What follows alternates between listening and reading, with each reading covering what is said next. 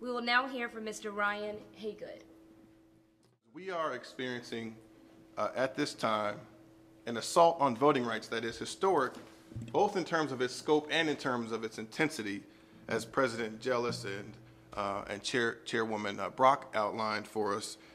We have seen 25 measures enacted by 14 states, various voting measures by 14 states in the last year, which have at their core the purpose of making voting more difficult for people of color in particular. And I think we can invoke William Faulkner's idea here that the past is never dead. In fact, the past isn't even past, because folks who understand just a little bit about American history understand that we have a sort of interesting contested history with democracy. That is to say that where there have been periods of drastic expansion, they've been followed swiftly by periods of democratic contraction. And we saw most recently a dramatic expansion of our democracy when America elected its first African American to the White House. That followed a period of democratic contraction. President Barack Obama's election became an example, a dramatic example of expansion, and consistent with our theme of democratic expansion followed by contraction. We're now seeing states seeking to make voting more difficult for people of color in particular. What I want to talk to you about are the precise ways in which states are seeking to do this and the reason that they're doing this. And the reason is because they're responding to two really critical recent developments. The first is the historic participation by voters of color in 2008, and the second is the significant growth by communities of color as was reflected in the 2010 census. Onto the first part. One commentator explained that what we saw in the 2008 presidential election was the most racially diverse electorate in United States history. In 2008, voters of color comprised a record share of the electorate. African Americans and Latinos each increased their share of the population of voters by 2 million people. Significantly, the total share of white voters decreased overall. The 2010 census is also instructive in what it showed us. Demographic trends confirm that America will soon be a majority minority nation, with the Census Bureau projecting that this tipping point will occur by 2042. For Americans who are under 18, this shift is projected to take place in 2023. Every child then who was born in the U.S. from here on out will belong to the very first post-majority white generation. Together, these voting and demographic trends foreshadow a political landscape in which people of color will play an increasing lead role. And it's precisely this burgeoning political power that's engendered a significant backlash by many states. In the face of these electoral and demographic trends, states have accelerated assault on voting rights at three critical stages of the political participation process. And I'll move through these briefly. The first is the voter registration stage. The second is the early voting stage. And finally, the third is on election day itself.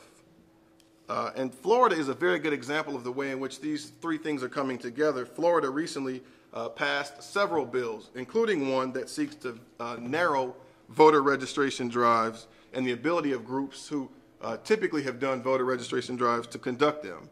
Florida passed mandatory registration requirements for groups who conduct voter registration drives, imposed a 48-hour time limit to return voter registration forms, and a $50 fine per form per day that is turned in late. And the impact of this recent voter registration restriction is significant on the part of these groups who lead voter registration efforts. The League of Women Voters, for example, who for a very long time, as part of their mandate, sought to conduct voter registration drives for marginalized population, announced that they were canceling their efforts. In 2008, 6% of whites, but 17% of Latinos and nearly 20% of African Americans registered to vote through a voter registration drive. For those who were able to register to vote, many states are imposing restrictions on early and absentee voting. The most common method, which was passed in Florida, Georgia, and Ohio, is to substantially reduce the length of the early voting period. Again, Florida cut its early voting period from 14 days to 8 days. And they eliminated, as President Jealous outlined for us, early voting on the last Sunday before Election Day. In 2008, 1/3 of Floridians cast their ballots during this early voting period. And there's a stark racial impact associated with this voting change in Florida as well. 54% of black voters cast their ballots at early voting sites. And blacks were 32% of the entire statewide turnout on the last Sunday before the 2008 presidential election. In Florida, it was well known that the NAACP had mastered this program called Get Your Souls to the Polls. And the charge for congregants was that they would first go to church and discharge their religious duties, and then go to the polling place after church and discharge their civic ones. And Florida passed a law cutting Sunday as an early voting opportunity. Finally, after forcing the act of voting on Election Day, many states are also requiring voters to present government-issued photo ID to vote. And I just want to share with you very quickly that the list of acceptable photo ID varies widely.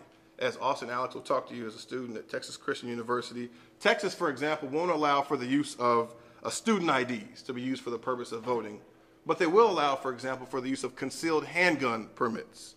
And there's a stark racial impact there as well.